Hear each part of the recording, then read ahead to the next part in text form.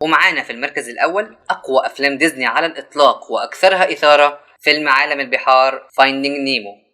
طبعا في ناس كتير قوي هتستغرب الفيلم ده في المركز ده. لا يا أميجو هو كده، أو معلش لا يا ذوق هو كده، بنغير بس علشان نليق مع الفيلم. طبعا ما ننساش الضجة اللي عملها الفيلم ده أول ما نزل، خصوصا إن أحداثه تحت المية اللي كلنا بلا استثناء بنحب العالم ده، اللي هو عالم البحار والمناظر الساحرة الأكثر من رائعة الحقيقة.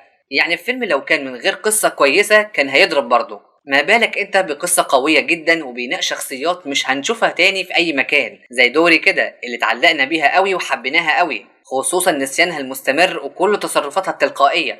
فعلا شخصية روعة، واللي زودها روعة الفنانة القديرة عبلة كامل اللي ما بحبهاش أصلا في أي فيلم ليها، لكن بسبب الفيلم ده حبيناها كلنا في الفيلم ده بس، لأن أدوارها في الأفلام التانية نصب وكده. الفيلم ده اتعمل له جزء تاني روعة أكتر منه، وأحلى حاجة فيه مؤديين الأصوات هم متغيروش، وده أحلى حاجة في الثنائية دي. على العموم الفيلم ده فاز بجائزة أوسكار وتعرض في 2003. اشمعنى الفيلم ده ما أخدش 2 أوسكار زي بقية إخواته؟ دي أرتصة.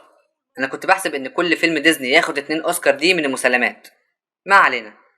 وقصة الفيلم باختصار كده هو إن نيمو ضاع من أبوه، وأبوه هيلف المحيط علشان يدور عليه، لكنه هيقابل دوري في السكة وهتطلع عين أهله في الطريق، وهيتعرضوا لمخاطر كتير زي أسماك القرش اللي من أقوى الحتت في الفيلم ده وأكترها كوميدية، ولا أناديل البحر والسلاحف واللي عرفنا متوسط أعمارها من الفيلم ده، ولا الحوت ولا كارلا، وغيرها من الحاجات اللي هتفضل محفورة في دماغنا ومش هننساها أبدا، زي بيشيرمان كده ولا عومة مخطر وغيرها من الحاجات اللي مستحيل ننساها.